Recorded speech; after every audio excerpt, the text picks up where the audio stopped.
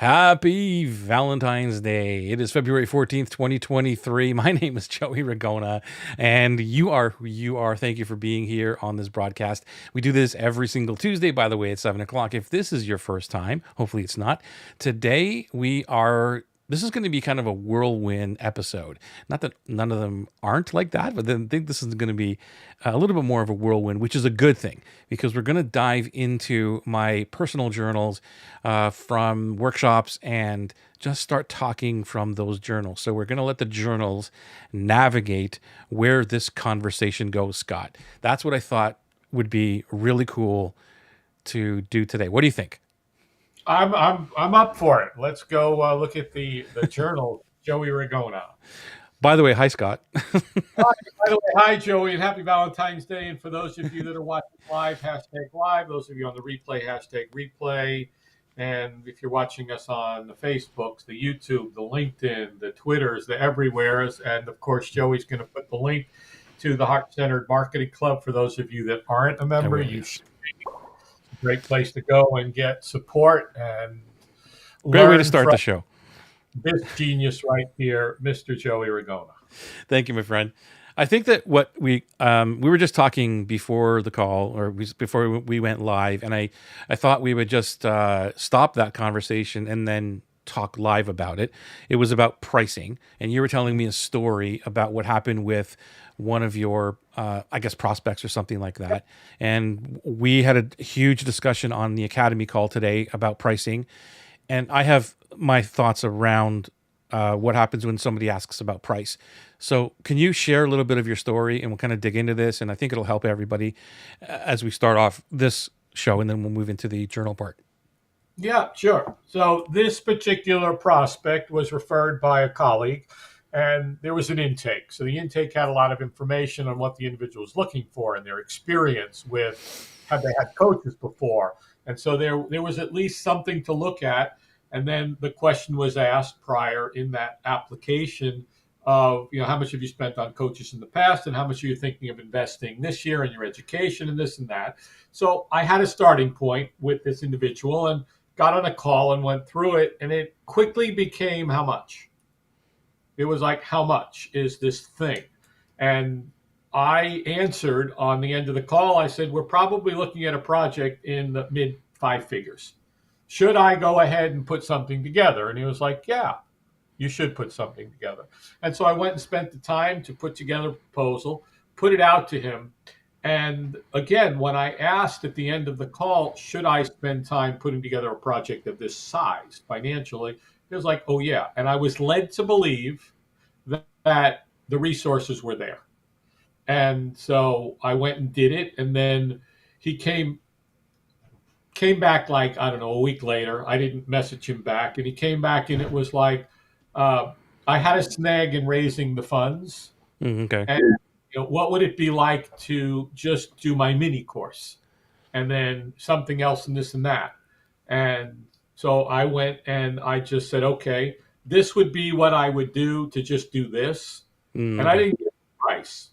But then he came back and said, what's the price? So it wasn't, what's this going to do? But I'm going to stop there because that's the premise of it was, what's the price? Okay. I think that was where it kind of sparked my or piqued my interest because when we were talking about price today, because a lot of the stuff I talk about, as you know, is like having conversations in chat or email or whatever it is, and in the Academy call today, they were asking about pricing, and I was asking, like, can you walk me through the last time this happened? Like, what went on? And basically, it was like, well, people, message me, and then they, hi, how you doing? Whatever, 2 or 3 sentences, and then like, how much is this? Okay. Right. And right away, and I don't know how you feel about this, but for me, those are red flags. As soon as somebody says, how much is this? Like off the top of the conversation, it's a red flag for me. And then what I said to the person was, I don't answer. Like I don't say, well, it's $1,000 or it's $3,000 or whatever. I don't say that because those are price shoppers. Most of the time they're price shoppers, and I want to filter everybody out. So if anybody's listening to this and you're getting people that are messaging you or emailing you or whatever, and they're looking just based on price. But let me back this up, Scott. I think the whole gist of this is that the whole context is if someone is making a decision based on price, it's the wrong dream client. Do you I, agree, or what are your thoughts on that? I agree with you 100% wholeheartedly. And that Facebook user is Collie. Interesting that they show up in different places. And hi, Angel. She said hello. Yep. But I totally agree with you, Joey. And my thing is when people would say, how much is it? Again, I'm not talking about a group cohort at this particular moment, but it's like, how much do you charge them? Like, for what? Well, how much do you Right. charge for your services? What Right. service? That happened to me just a few months ago. Somebody's like, well, how much do you charge? I'm like, I don't know what you need yet. Right. I can't Exactly. answer. I don't know if this is, even for you, I don't know if this is going to work for you. I don't know if this is the right fit for you. I don't know anything yet before. Can I ask you a few questions? We talked about Exactly. that. May I ask you a few questions to get to know a little bit more about what you do and if I can help you? Doesn't matter. It's like, well, how much do you charge? $1 million. Well, for what? I said, okay, good. Now let's get to that point. So I'm in full agreement with you. Even if you have your group cohort and it's 3,000 or 5,000, whatever the number is, if somebody's like, how much is it? Yeah. Well, you've taught me this over the past year. I've watched it. Is the curation process. Go. 100% the curation, and like it's never about the price. I know that the last piece of any decision is like, okay, how much is it? Can I afford this? Does it go into my budget or whatever? But I found through what I've been doing over the last 3 years and learning how to let's sell, whatever you want to call it, is that it was I never get, I can count on less than one hand how many times now in the past 3 years someone has led a conversation with how much is it. Like they just don't ask. And I think it has everything to do with the curation process. And I think it has everything to do with how much we are invested in the dream client. This is not the discussion I really wanted to have, but it sounds like a rabbit hole we're going to go down, which is important. And it all comes down to that process. And I even find that when I still do, the chat, the message navigator and all that, that I'm sometimes jumping ahead of myself going, okay, wait, this is, I could, maybe I should give them the sales page. Maybe I should just send them to the doc. Maybe I should go do this. I see myself or feel, I shouldn't say see, I feel it. I feel it in my bones. Like, oh, this one's a good one. I can get this one over. Right. So I can only imagine when I'm teaching somebody that process, how much more elevated their anticipation is or excitement is. Like, hey, this is actually going to go where I want it to go, maybe to sale, and they make the mistake of, here, go check this out. But if anybody's listening, my opinion, and it looks like Scott's opinion as well, is the fact that if the conversation is based on price, it's the wrong conversation because there's nothing, it's nothing, there's nothing to compare it to except for anybody else. Except for, you know what, Joey, how much do you charge for coaching? Oh, great. You charge, $25,000. Okay, fantastic. Well, I just spoke to this guy, Scott. He charges 20. Should I, maybe, what is it? Should I go with Scott or no, Scott charges 100. Who's better? Like, forget that. There's nothing to base that around. No, there is no comparison. Thank you. It is not an apple to apples comparison. There Yeah. is no way. Even if you use us as an example, but let's just say somebody contacted you and said, "Okay, Joey, how much do you charge for writing copy?" Boom. Scott, how much Mm-hmm. do you charge for writing copy? Boom. And let's say we both answered, which we wouldn't, but it's like, okay, what lens is Joey coming from to write the copy? What Right. lens is Scott coming from? I've got a client who is in the speaking industry. Well, I spent 100 grand to learn that and years it, and I love it. I know it. It's easy. Could I learn something from somebody new? Possibly, maybe, but that's a good fit for me. But so I've got to find out more information, and I wrote a couple of things down, like I always do when you're talking. And Thank you. You know what? I got to steal some of those notes from you, man, because there were some things that you wrote down before, and I was actually trying to remember what you wrote down a few weeks ago. And anyway, we'll talk about that off air. But I'm like, dude, I got to get those just notes. yeah, just so you know, that's where they sit. I have this whole lineup of all these little, and then I have all the blank ones sitting here, and I just write these down. But this one was a hype. heightened awareness. And I want to come back to that because that is a state that I I just wrote it down. The heightened awareness, and I think Joey, you were talking about when we're involved in a conversation, and that's Jeffrey Harris from Salt Oh, Lake hey, City. Jeffrey, good to see you. Thanks for being here from Salt Lake City. Yeah, when we're in a conversation, like you said earlier, and it's like this, I think this is a dream client, and I think that this. Let me take him to the Google Doc, and that's where the heightened awareness, and it's almost like the spidey senses are tingling, and you're like, I think I got a live one here. Right. And I was on today with a couple of clients, and I encouraged them to just talk to people, just have conversations, and don't talk about your thing. Just do not. And without a framework, without a structure, but it was more of just find out what their issues are, what their problems are, and then don't. It's like you say, the bar The stool barstool moment. moment. Yeah. Oh, I got a course out there in my car that'll help you with that. Right. And so I think that's the antithesis of what I'm calling the heightened awareness of, you know what? Did I get as deep as I can? Did I go and do my job? The job hunt, what's my job? And Sure. the Yeah. job is to find out, can I really help this person before I even say, you know what, here's a document. Are you interested in that? Because I'll go back to Seth Godin, I do often, is I don't know if you're qualified yet to hang Yeah. out with me. And I'm not saying that in a grandiose, conceited way. No. At this point in my life, and I know in yours, Joey, is how much time do I want to spend with people that are not filling my bucket while I fill theirs? How much? And it goes to the dream client conversations we've had for umpteen years now. And whatever is, do I want to spend all this time and effort to just make some money with somebody that it just doesn't feel right? And Yeah. And you know what, Scott? Like, I think that you just connected some dots up here. Sometimes when the neurons start to fire. And I just finished Dan Martell's book, which is Buy Back Your Time. Fantastic book, by the way. And you read a props. book, Joey? I read a book, and yeah, Wow. sarcastic meter, ding, ding, ding, ding, ding. But what you just said, bro, because what Dan says, and I'd love to share this with everybody. You know me, like when I learn something, I'd love to share it. There was one piece in the book, I think I talked about this last week, but anyway, I'll share it again, which is you don't hire people to grow the company. You hire people to buy back your time, which was a complete paradigm shift. Okay. You hire to buy back your time. You don't hire to grow.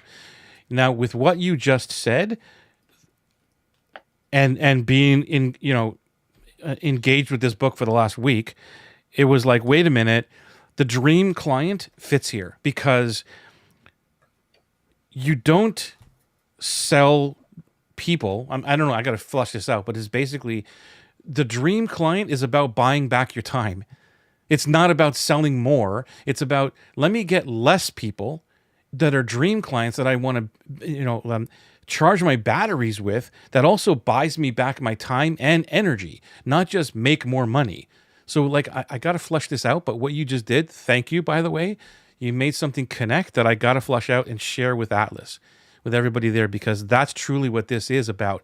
Like the curation process is about, do you fit my life and an Atlas and what I can teach you and whatever it is and the group, so that you're not draining my energy and I'm not draining yours. Because again, this is not about us standing on a soapbox, but we know who is our dream clients and that's what it's all about. But it is basically about making it so easy. You know that the dream client trifecta we talk about all the time, like what's easy for you and the stuff you love and people are looking for. I think there's another now level to this because of what you just said, which is, wait a minute, I'm actually buying back my time for these people because not only do they fit my life, charge my batteries, but it's super easy for me to transform them, that I'm not putting effort into, okay, let me see what's going on. Let me create the formula. Let's put all these pieces together, because entrepreneurs are naturally problem solvers, right? Like everybody on this call probably, or listening to this, is probably a problem solver. Like,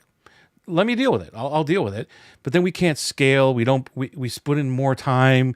The weekends are gone. The birthdays we forget about, like those type of things. When the dream client is all about people who, dude, like you started a fire in me here now. Holy crap. Like, it's all about that. It's about the people who you love, but it's more of these people are going to allow me to buy back my time. Whew. Dude, man, I'm glad I got that. Thank you. Dude, that is huge and powerful. And I actually wrote it down on one of the cards. Dream clients hire people to buy back my time. And I take tub baths. That's my part of my zone of genius relaxation. I love being in a hot bath and soaking. And I was just in my thought process, in my think time, and something hit me. And when I came out, I messaged a client and was just, here's what I need you to do.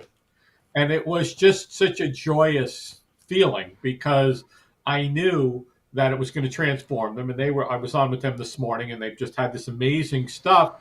And that's like, holy crap. I didn't have to build a funnel and I didn't have to architect an email sequence and I didn't have to do that. I just had to really be with them as dream clients who, that to me is buying back my time.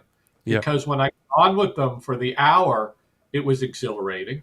And it wasn't crap. I got to get on with somebody and I got to help them with this and that and that and that. Yeah, because you're fulfilling the contract. Well, they paid for this. I got to get on, and it's not like that.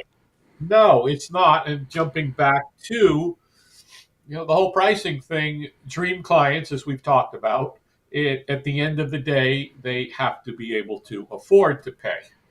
At the end of the day, by the way, dream client. But definitely. I love that. Hiring people to buy back my time. You're hiring, and actually you're hiring dream clients to buy back your time. So that's super, super important. How does this another paradigm shift? Holy mackerel. Like, how does this person help me buy back my time? Right? Like, how does this person fit into my program so I buy back my time? Not how can I add more of these people so I can get more memberships and all these things? Like, it's just, anyway. Let's no, don't Joey, don't. No, I don't want you to keep going because the more of the dream clients we attract who will buy back our time, all of a sudden to me that's a whole different energy shift of now I'm going to attract dream clients that buy back my time. And do you really qualify to buy back my time? And will you actually do that? You need to. You know what? Even to that degree, Scott, is now that I'm thinking of the groups like the Atlas people who now in the last, it's always happened. Not really maybe the first two, but like since then, they are truly buying back my time because they help each other now. Like I step out of the picture and they help each other. You understand? So that is a part of buying back my time. And if someone is coming into the group that just because you want to give me $3,500, great. But do you fit? And are you coming in here with the mentality of helping other people, or are you selfish, or are you not heart-centered, or whatever? That's huge.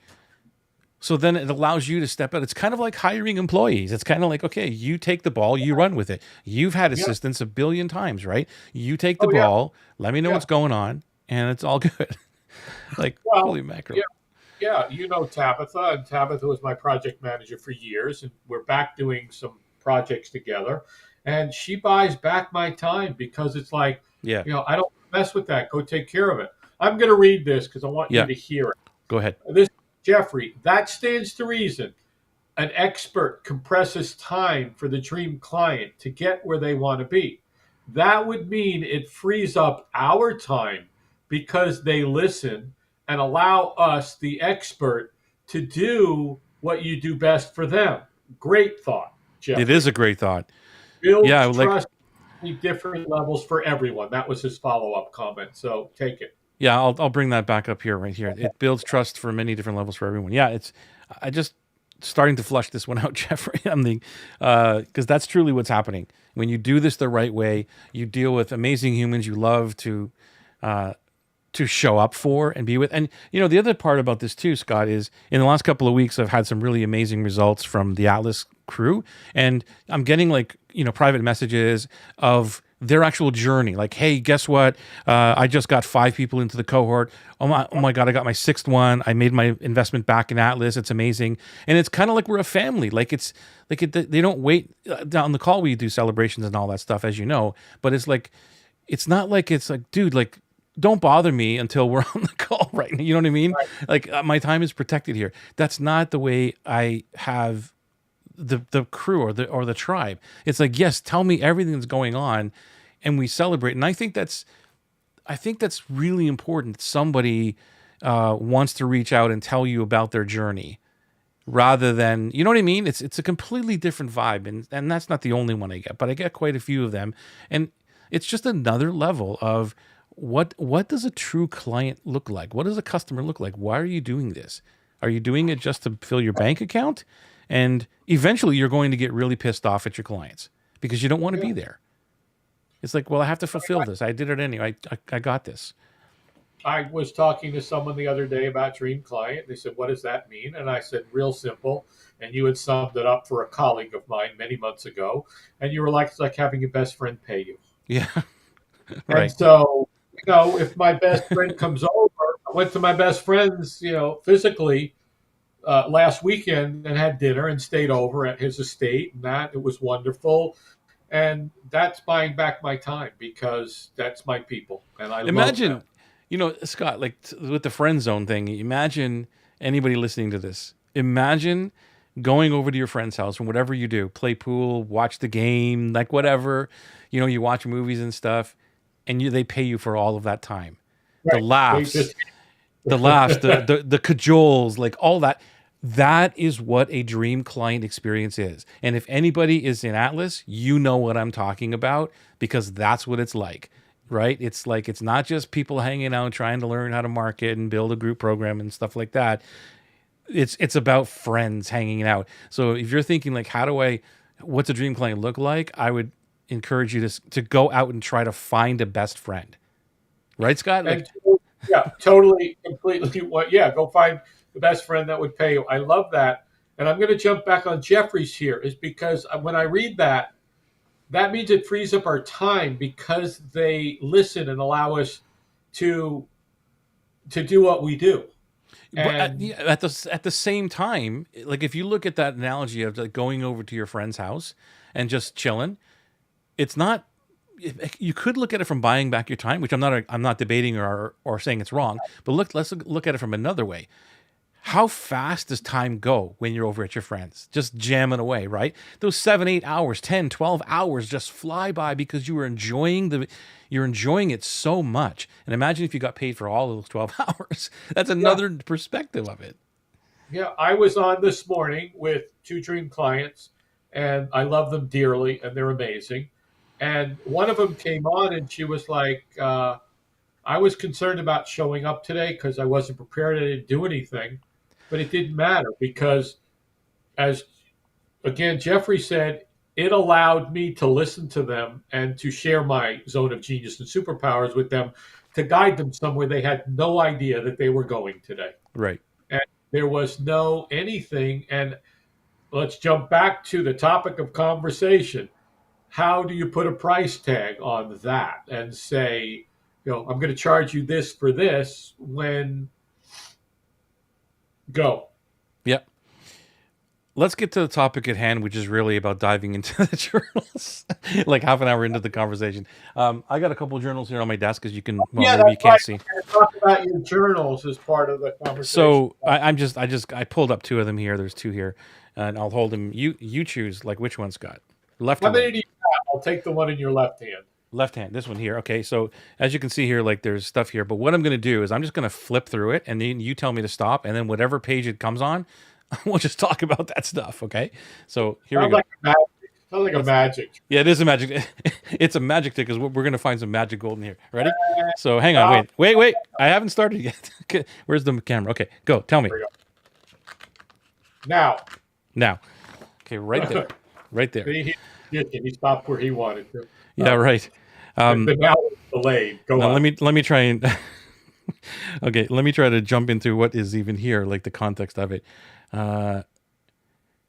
Okay, so I'll just read it and then we'll kind of jump on it. I don't even really know what the context of it is. Um, Actually, it's kind of pre-sell the next phase of your product. So check out what that is right there. Can you see phase number 2? Pre. Uh, phase 2, pre-sell the next phase of your product. Optional. Pre-sell. This is back Pre 2012 or something like that. Okay, so that's the other part. Then there's this other piece, which is, let's talk about this one. I think that's really cool at the top. Can you read that?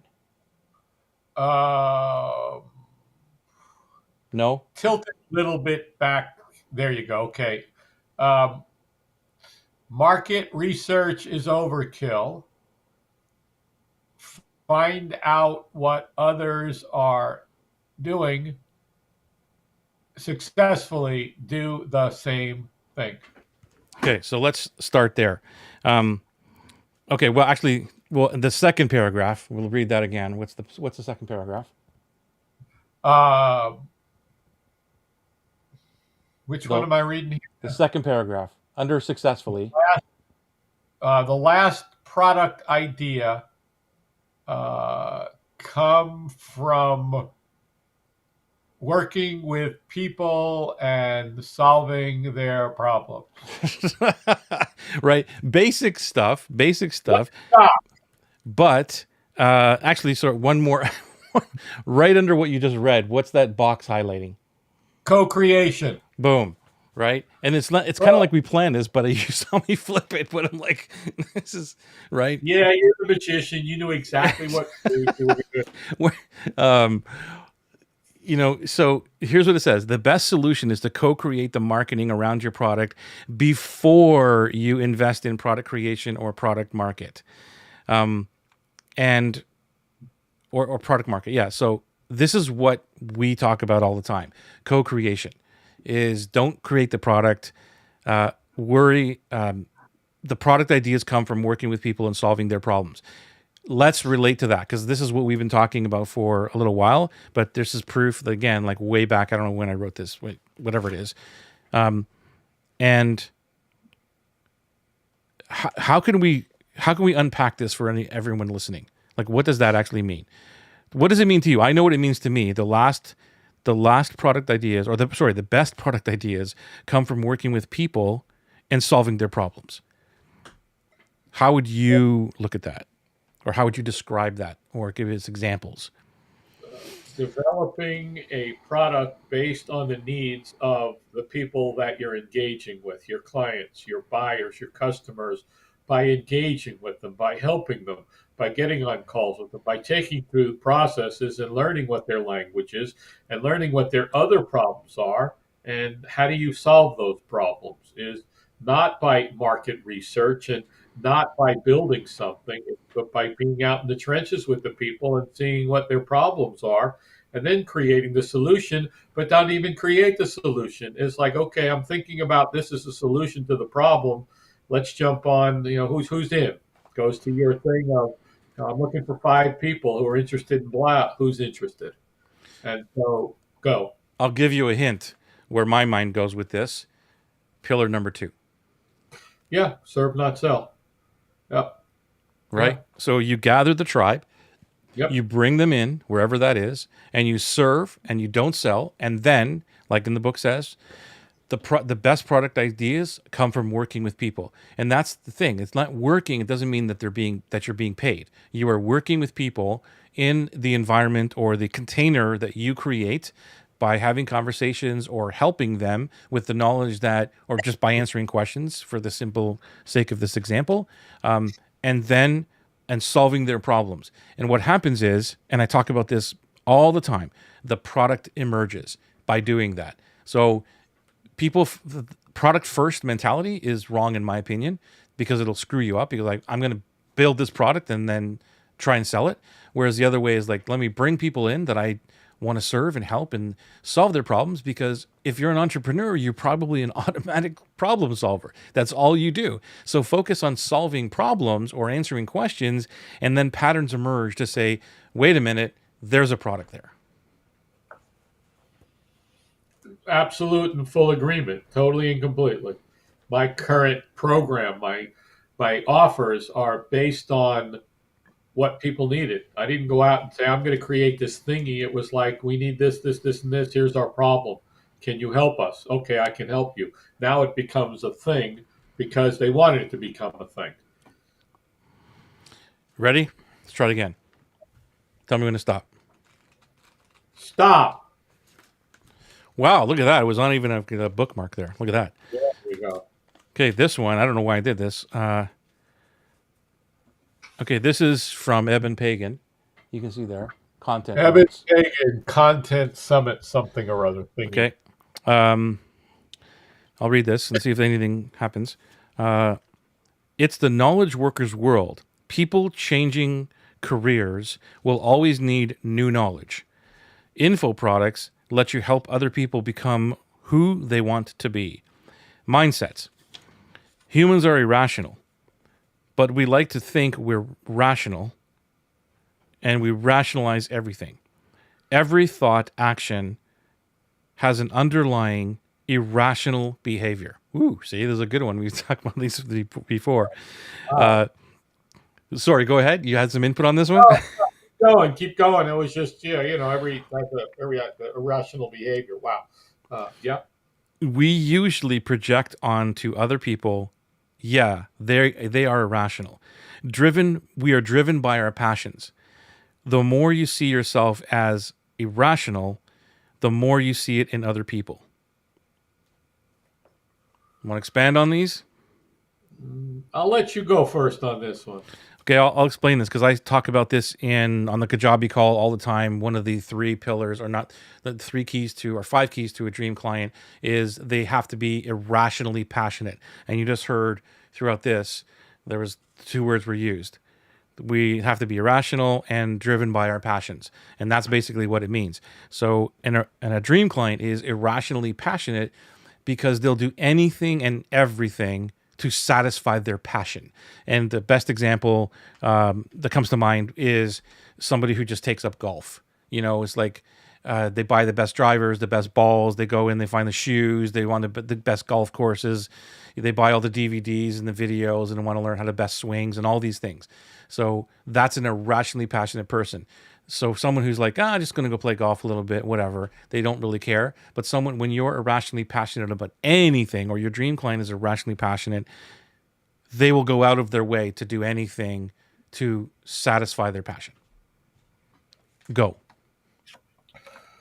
So as you're saying that, you would ask me when we talked about this, what I was irrationally passionate about. And at the time I had shared yoga, and then you challenged me on it like you do from time to time.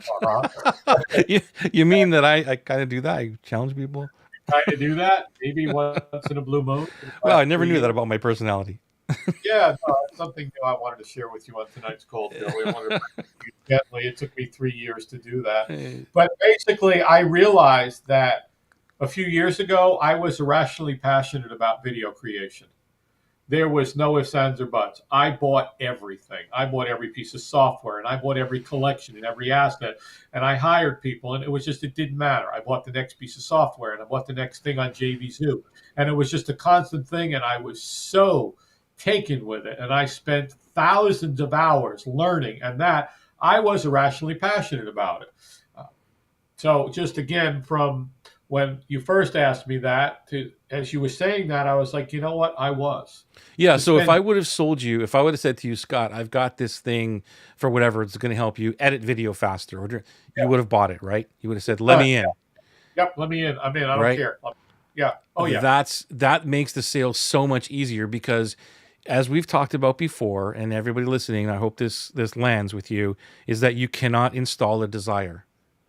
Nope. Like, you have to have the desire. And all I'm doing is, if I was selling a video product to you back then, all I'm doing is tapping into your desire. I'm not creating the desire. I'm not manipulating you. I'm tapping into the desire that you are showing me. And I hope everybody listening to this hears what I'm saying.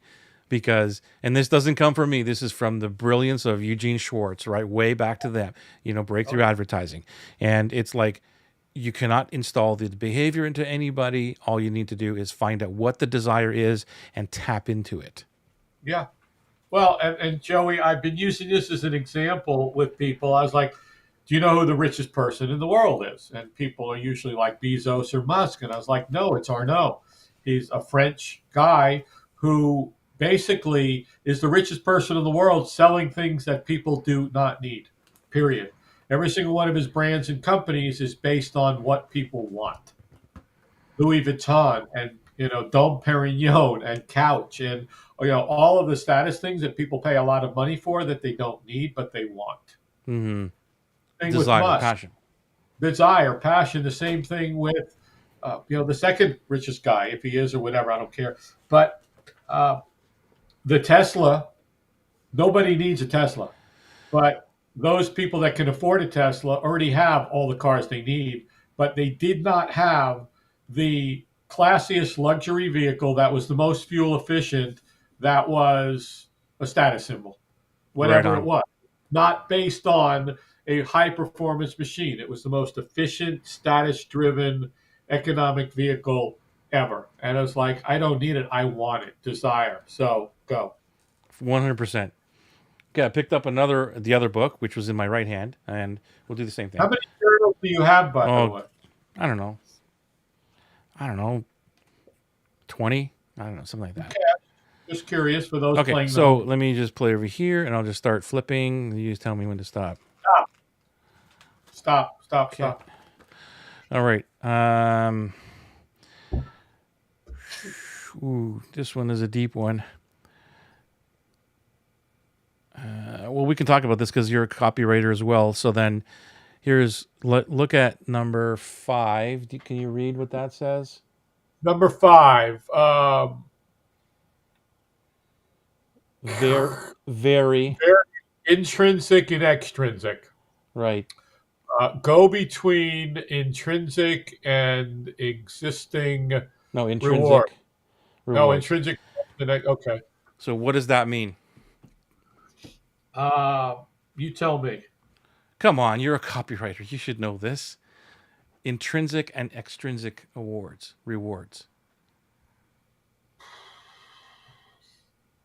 The You take it. Go. okay, it's internal and external. So an Okay. intrinsic reward is something that happens on the inside, and an extrinsic reward is something that happens on the outside. So when you're writing or talking to somebody, it's varying in between of those two things. If you're only focused on extrinsic stuff, like you can get a brand new Tesla, well, that's fantastic. I can get a brand new Tesla, but there's no yeah, exactly. Thank you, Lorna. Intrinsic is from within. So what happens on the inside because you got the Tesla? Well, I feel like a hero, or I feel like great, or whatever it is. So Right. if you ignore those two, you're missing out on the other, if you're only focused on one, you're missing out on the other. Now, I'm sure you can pick up on that one. Again, intrinsic from within, emotion, desire. That's what we're tapping into. As the rewards, as I read there on your notes from your journal, is that's the driving force. The motivators, really, at the end of the day, are what's internal. Yeah, and with it has to do with communication. So it's more of when you're describing it, whether it's in copy or whatever it is that you're doing, it's the first of all bounce between the two, intrinsic and extrinsic, and then it's how you communicate that language to them. Right? The whole imagine how you would feel if, the whole like Right. that kind of thing, or what if you could feel, what if you could get rid of the overwhelm? How would that feel? Oh, that would feel amazing. So you mean if you were able to do 5 clients rather than 5,000 clients, trying to get them into a membership, would that be a lot easier for you and you can have time back? That would be amazing. That's extrinsic. Yep. And then why would you want all that time back? Well, because that's intrinsic. Mm-hmm. So here's the benefit of the product I'm just telling you about. Then it's like it's an extrinsic thing where they can say, "Oh, I'm going to get 5 clients for the same amount of money as if trying to get 500 clients for $27 as opposed to 5 clients at $2,700, whatever it is." Right? It's a whole lot easier to go do that. and spend all my time there and not worrying about trying to get 500 people and buying back your time or whatever it is. No, I like what you were saying and hearing as we play with copy and conversations. It goes from the intrinsic to the extrinsic, so that you're reaching outside to get this result, then creates the intrinsic, which is the internal, and the future casting and future pacing. Imagine what will happen if X this and 90 days from now, and then that comes back in. So it's an out in, out in, out in. Yeah, it's Because that's all. always about how you're going to feel. Like you, as you know, like you write copy enough, so like the feelings are so important, and we know that a lot of people forget on talking about the feeling. It's like a lot about the product. You know, hey, do this in 30 days or whatever, lose weight in 30 days and whatever. That's fine, but how are you going to feel? How's that going to make you feel? What's going to be different in your life and how you're going to feel about that? Like think about, you know, talk about future pacing. Think about all of the vision stuff that is popular, you know, where, but I'm talking about like true vision where you're stepping into the future and Right. under and I have trouble with this honestly when I do any of these exercises of what does future Joey's life look like, and they always talk about go step into that future and tell me what you're feeling and what you're smelling and all these things, because it doesn't, I could write down anything I want, but if I'm not connected to it intrinsically by feeling and smelling the air or the time or whatever, feeling that I'm sitting on a couch that I always wanted in my new house or something, it's not going to Yeah. connect. No. And that's a whole other discussion, but it's still the Well, same. we had talked about that on one of the shows, Joey, where we went to. We were talking about whatever it was, the one of your frameworks. I forget, I don't remember which one, but it was one of the journeys where not only we have to take them to understand Oh, you're what talking the about the dream victory oasis. path? Yeah, the victory path. What not only is what the dream oasis is like and what it looks like, but what is it going to feel like, and how do we Mm-hmm. allow them to experience what it will feel like in the future? That's the challenge that I like here with the intrinsic extrinsic is how am I going to feel, and what is it going to be like? And Lorna said intrinsic is going to bed in peace, right? Yeah, I love the way you framed that, Lauren. That's brilliant. Yeah, that is. Um, okay, so let's expand on this. What else does it say here? Okay, so here's number 6. I'll let you read it, and then we can try to talk about it. Number 6 is Speak to daily impact. right. Yeah, I know my writing Good. is atrocious, but so That's okay. Not only you're writing, but then I have to read it over a webcam. right, So anyway, exactly. So speak to daily impact. This is how will their daily impact be? How will you describe how their struggles are less and their joys and happiness be more? That's, copy 101, but yeah. the impact, like do you, if anybody listening to this is like, are you speaking to the impact of what it is you're doing? And I don't know about you, man, but I talked to a lot of people. I talked to somebody like, today I had multiple conversations, and we started off with the bigger picture. Here's what I do for people. And basically it's like I make people's lives better. Why do they want their life better? And we go deeper, deeper, deeper, figuring out that's fantastic, but you're not tapping into, first of all, the crap going on in their life, the crisis, the storm that they want to get out of, and then the dream oasis, the dream island, and how they're going to feel when they're on that island. That's what they want. They don't want the program. No, no, and like, what's the daily impact? Is well, okay. How can you help them transform and make a difference? Like with Pillar Two, serving, so that they get some kind of relief today, a daily impact. Not this. I'm going to build your business where you make $1 million. This, that. Well, that's great, but that's 2 years down the road. How about my struggle today, my discomfort today? Yeah. Me with that. And I like to say with people is okay, you're in front of your dream client. The audience is there. You got 2 minutes to tell them something that will make an impact on them right now, today, that will change them. Not this big promise to read my 500-page book, but do this one for daily impact. I like what Adrian is saying. Like she's watching and doing the turnout calls for patient advocacy symposium I'm presenting at. Fantastic. Boots on the ground. I'm loving it. Wonderful, nurse Adrian. Thank Thank you you. for That's being here. yeah. Lorna, nice to know psychology studies help in marketing. 100%. Oh My boy. God. 100%. Scott, are you're into psychology, no? Yeah. When did you get into it?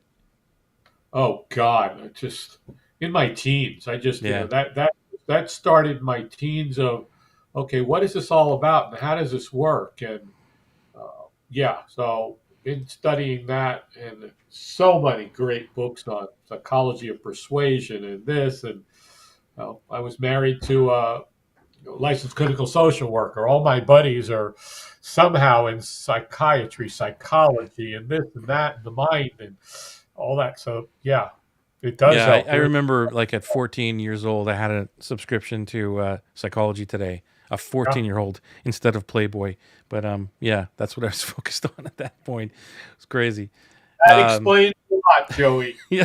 like, um, Angel, people are buying from brands because of their opposite solution, differentiators, and distinction bringing into their lives. Yeah, if you can differentiate what you do for people, branding is another discussion, but you're not wrong. I think the branding is like I do see a lot of people looking at brands and thinking that they're starting their business off and they want to be like a brand, and you Yeah, can't do that. It's impossible. And so there's levels of growing the business, right? So you start off with changing someone's life profoundly. It has nothing to do with brand. It has everything to do with the intrinsic and the extrinsic. Like, how am I going to prove this can work for somebody? And I don't know if that's branding, but I find it's kind of like when somebody says, I want to scale, right? They're looking at starting their first restaurant and they want to be McDonald's. Like, well, yeah, you don't even have a process on how to make the burger yet. Like, so right. like, right? How can you be McDonald's? McDonald's did it. Okay. Right? Am I right or am I wrong? No, you're right. You're absolutely right. Totally and completely. You were Joey. You were clearly meant to be a doctor from your handwriting. Oh, I this is actually good handwriting. Like, it's worse now because all I do is type. Uh, Yeah, how is this for handwriting, Joey? yeah, for sure. I can't even do cursive anymore, bro. And Like, by the way, Joey, this is my glow flow. I'm calling it. tell This everybody what a glow flow is because you just shared this with me when before we went live, and I thought it was brilliant. Thank you.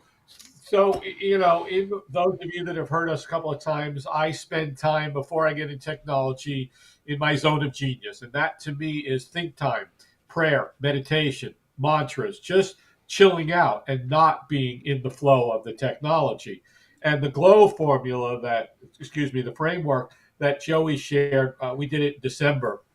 Toward the end of the year was what am I grateful for, G? What lessons that I learned, what opportunities or options did that provide, what were my wins. And I was sitting on the couch just kind of in my zone. And all of a sudden, I started, what am I grateful for? I was grateful for certain things, my freedom and my self protection. I was going through my chakras actually to do that. And then what opportunities did it create? And then it flowed into something else I was grateful for because of the freedom that I started, that I've had. And that led into something else that was in my zone of genius. And that then led into, and so it was just a glow flow of, I wasn't just grateful for one thing, but it was, what did that lead to? Oh, that led to this opportunity, but you know what? It also led to that opportunity. And so that opportunity became, I was grateful for that, my learning experience, opportunity, and win. And it all started flowing together. And I just wanted to share it because it is one of the most powerful frameworks that you can ever. Thank you, And I man. Thank you. Yeah. that's just the basics thing. And Jeffrey says, my philosophy is close to the same. To help my clients have their current best days will to help my clients have their current best days will be their future bad days. Wow. That's profound. That's profound. That is. Wow. Jeffrey, can you type in like what do you do? I forgot because I know that we met on the last. It was the last week that we were doing our private mastermind thing. Um, Type in what you do again. But yeah, that's really profound. Yeah, Okay, current so bad day, to future this bad day. book, yeah, it's kind of like just always up leveling. Like it's when it's kind of something where I learned from Wayne Dyer so many years ago, where he was like, one thing I really took away from him was, like, he gets up, he used to get up in the morning, plant his feet on the ground, and just say thank you. That was a big Yeah, thing. And so simply of how it was, of like being grateful for just being alive. And I took that and I said, I'm going to start doing that too. And then what I started doing as well is going to sleep and just thinking, how can I be a better person tomorrow than what I was today? It's always about being better. And not because today was bad. It was like kind of what Jeffrey's saying is like, how do I just yeah. up level? How do I do more? How do I be a better husband? Better father? How do I be a better coach? And just keep that in the back of my head. I Uh, remember, Chip, when I was when I first met my wife. I was going to school and she was going to school, and we went to Florida International University. This was probably 40 some odd years ago. And we saw a speaker, some young guy by the name of Wayne Dyer. And he had just written his first book, and he was traveling around the country in a station wagon. And I remember it was like, don't worry about how much you sleep, because I would like be, oh crap, I can't get to sleep. It's 11:30, it's 12, it's 1. I'm only going to sleep for 7 hours. I'm only going to sleep for 6, 5. right, right. And he was like, what? You just go, whatever you got, you got. And from that day forward, I have never, little tiny things that you take with you. And Yeah, he was just, I read everything of his, just phenomenal. So Jeffrey writes, I just published my first book, Dragons and Crazy. I am a relationship coaching. I undo emotional insanity. Interesting stuff. amazing. Okay, Interesting let's do another stuff. flip. Let's do another flip of the page. Actually, I'm going to use another Another, book. Let's do another one. another one. Let's see. I got one here. Is there enough in here? No, there's not a lot of that one. Looked like it's just Jeffrey also says, Wayne is my mentor. How can I serve? okay. So here's another one. Okay, it's called brain. You can The see it. different color. Brainstorm. so, Uh, um, so now we'll just flip through this one. Here we go. Where are we here? Come on. So go ahead. Tell me when to stop. Stop.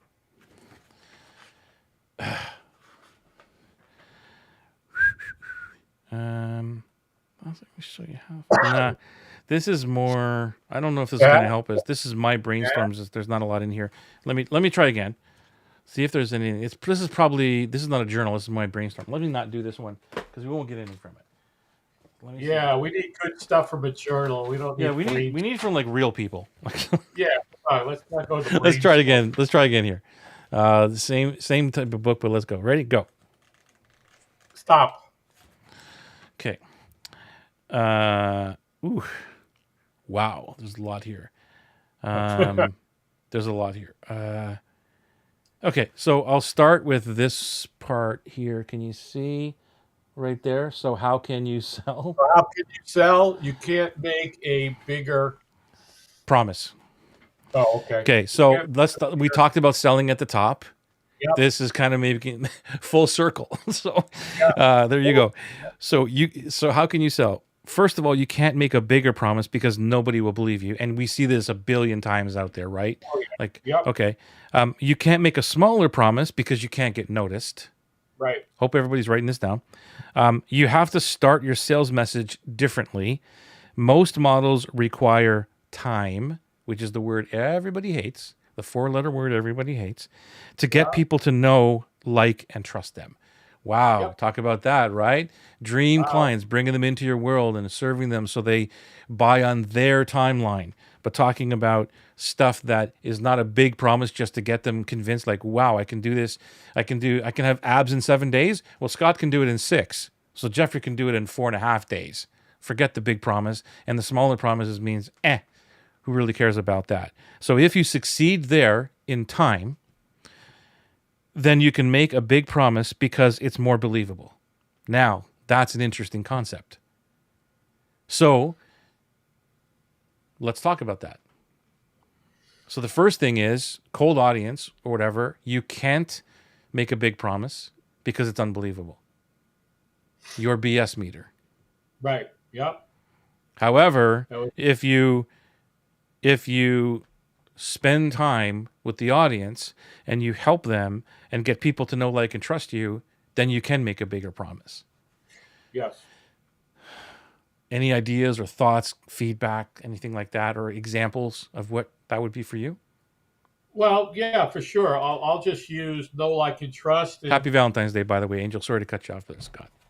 okay, when I'll use an example of when I first back when I first got involved with Kajabi, and I was in the Kajabi group where we met, and I was just serving people. I was just like Jeffrey said, show up and serve, and that's all I was doing. And people saw me. They began to know, like, and trust me. But as Angel likes to say, they started to trust my process. When people reached out to me, when people reached out to me, as in dream clients, they reached out, not necessarily dream clients, but they reached out to me because they saw I knew what I was talking about, and they got to know, like, and trust me through my interactions, so that when it came time for me to quote a project, but it wasn't the issue because they already knew, like, and trusted what they'd seen, and that's where pillars 1 and 2 come in: build the tribe, serve, don't sell. Yeah. I'll give you an example of like a promise, because when I'm talking about Atlas or what it does, which is giving them 96% of their time back, Yep. increasing their prices, like even like 5xing their prices, not doing funnels, not creating sales pages, no automations, no exhausting launches. What else? No email, sequences, all that stuff. That's a big promise. That's a Yep. big promise of basically saying, basically, whatever everybody else is telling you to do, I'm telling you you don't have to do, and you can 5x your prices Right. and get all your time back. That's a pretty darn big promise to make. And yes, if somebody's listening to this and they're like, who are these guys? They're just like scrolling through. Like, they're gonna be like, yeah, right, okay, keep dreaming, right? So, but But I've again, proven it, you and but you've it's the proven it. dream audience. It's not only have I proven it, but I've done it. But then the dream audience who is sitting in my circle or my culture right now, or in the tribe, is hearing it and they're listening and they're becoming more about, like you said, no, liking, and trusting. And maybe he's not full of it. This is for real, and that's where I could continue to make that big promise.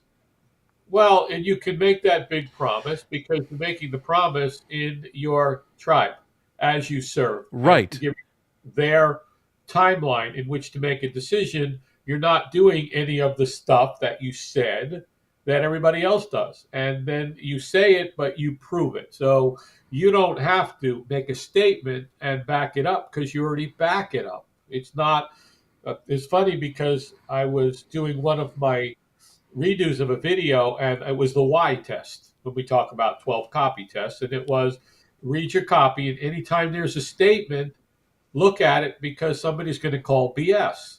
If you were a nobody and you went out and said, I can do this and help you on funnel and no exhausting launches and know this and Facebook ads and this and that, blah, and that, and I'm going to teach you how to reduce the number of people and increase your prices at 5x, people be like, oh, crap, another YouTube video, click. Yeah. Yeah. In the world that you've created, where people come into your world, they qualify to get into your world. And that's a big thing too with dream clients. And I had a thought, Joey. What if you put something out that said, I'm starting a new program and I'm looking for 8 people who want to hire me to buy my time back? Yeah. I You just have a was thought throwing it. crazy.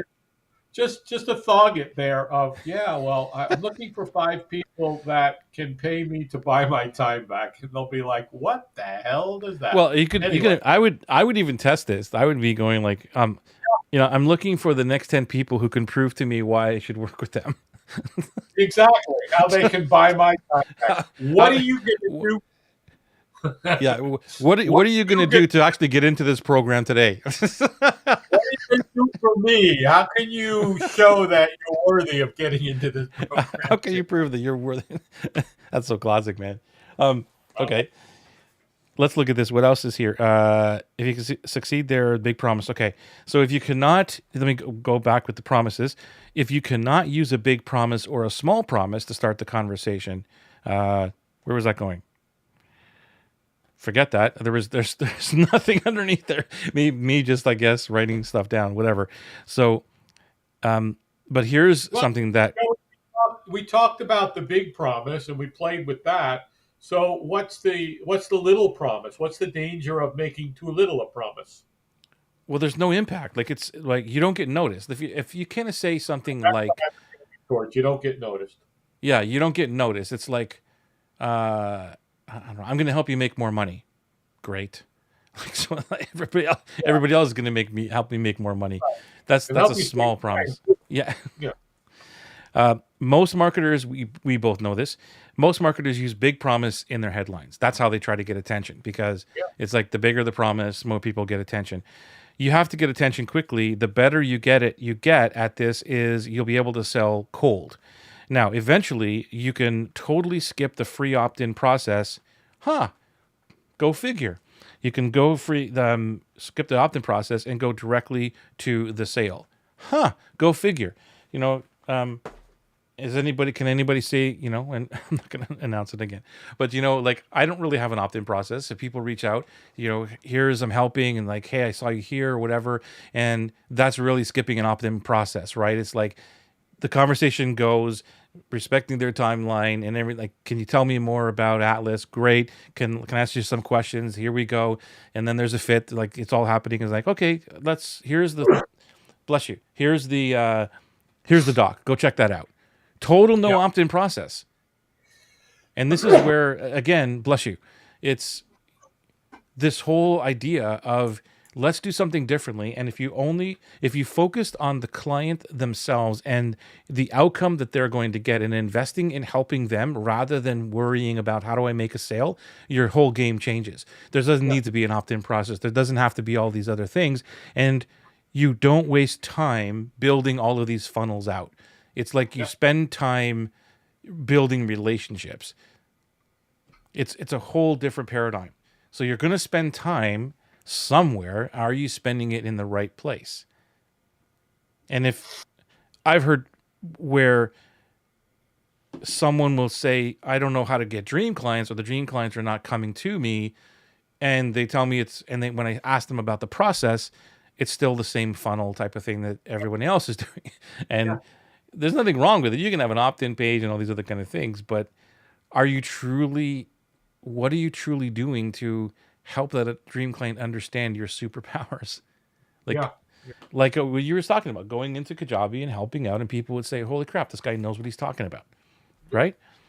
Yeah. And now, Joey, I will not. If somebody wants to build an opt-in and have traffic come to an opt-in and then into a sequence, I'm not interested. Good. I'm not. Congratulations, man.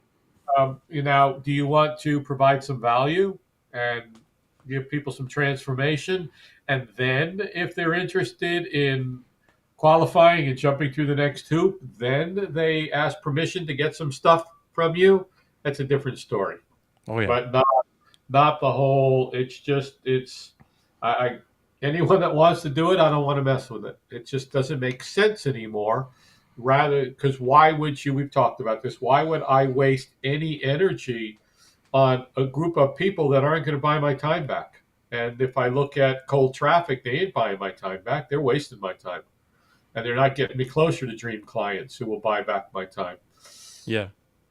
So, All right. I think what we'll do is this one here is we'll end off the show with this one. I just flipped myself to a cool page. I think everybody would want to, so like the steps to be enriched. Do you want me to share all that? nah, I don't think anybody wants to know that.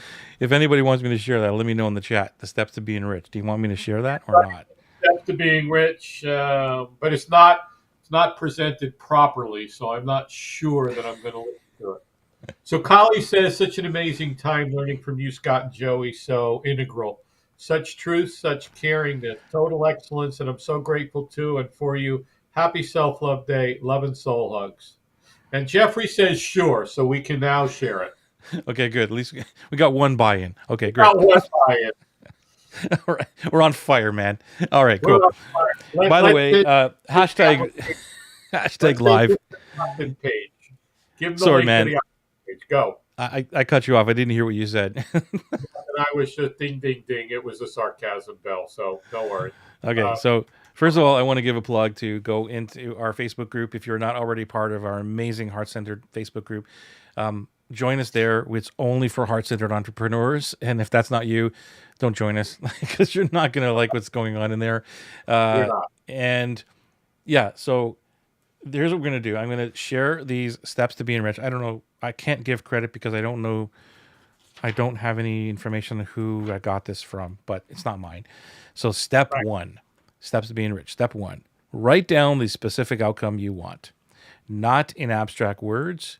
It needs to be specific. Kind of something we talked about half an hour ago, right? Yeah. Start with what you want in the first quarter. Step number two. Now, before I read these, because I here's the thing about this. I spoke about this on the Academy call today because of looking at the notes. And the one thing that I do, and I'm not saying I'm better than anybody else. However, I take this information, I go to the event or whatever, and then I implement the dang thing. Not every single page in here because I'd be lying if I did, but I implement the dang thing. So if you're ever, and you hear me say this on Atlas all the time, or you've probably heard this before, but if you're still struggling, are you actually doing it? That's what I want to preface this. So if you're hearing these steps to being rich and you're thinking right now, yeah, I've heard that before, and you're not rich, then you're not doing this. That's all I want to say. Just think about it. Okay. Step number two, model people who are wealthy. Rich people believe that they are going to do what they are going to do is going to work. There's a huge, I want to repeat this because we could unpack an entire show about this one thing. Oh, yeah. Rich people believe that what they're going to do is going to work. All about belief. Remember, I talk about that. I think that the number one fundamental core value or core driver of entrepreneurship is belief, period. Nothing is more important. Faith, whatever you want to call it, is belief. And if you don't believe in you and what you're doing or anything, then everything else is going to make a decision for you, including fear. What if the economy turns? What if blah, blah, blah? Okay? That's number two. Do you want to stop anywhere and interject here? Oh, keep going. You're good. Number three, work hard and build systems. Work hard and build systems. This one I didn't do. Well, I worked hard and I overworked, but I wasn't building systems. And Yep. today, as you know, Scott, you've been inside my head. You've seen me insides of my company. I'm building systems. But Yeah. here's the thing that I also learned, and I'm going to give this credit to Nick Sonnesberg, I think. I'm not building just systems. I'm building systems for retrieval. Mhm. Think about what I just said. I'm not building just systems. I'm building retrieval systems. Okay. Step number four. Sell what rich people are selling. They sell information. Even Apple and Microsoft sell information. That's it. Those are the 4 steps. I love it. Sell information. Work hard and build systems. Believe what you're going to do is going to succeed. Model people who are very wealthy and make sure you put down specific outcomes of exactly what you want. See? And just by you repeating that, man, it just shows how engaged you are and actually Yeah. writing the stuff down rather than just sitting and listening to it. Okay, whatever, right? Because there's no cheat notes on. We didn't even know we were going to talk about here. So it's No, no, right. it's, So yeah. Again, it's what we write down. It's what we engage in. It's what we put into our minds. That can be recreated anytime. Anybody that's having a poverty mindset or challenges, it's like, well, okay, fine. So go look at these 4 steps and just go do them. That's all. Just go Simplicity start. rules, man. Simplicity rules. You've taught me from the beginning of time that I met you. Simplicity rules, man. That's Man, what it's I, always a pleasure. yeah. Always a pleasure. Any final thoughts before we end tonight? Thank you, by the way, for everyone being here live. If you're live, let us know with a live hashtag live. Or if you're watching the replay, let us know by a hashtag replay. That would be amazing. Any final I'm thoughts, gonna, Scott? yeah, I'm going to encourage anybody that's watching live or on the replay to go hire people to buy back your time. I love it. Amazing. Have an amazing Tuesday, everyone. And we will see you next Tuesday, same time, 7 o'clock every single Tuesday for Marketing Made Easy.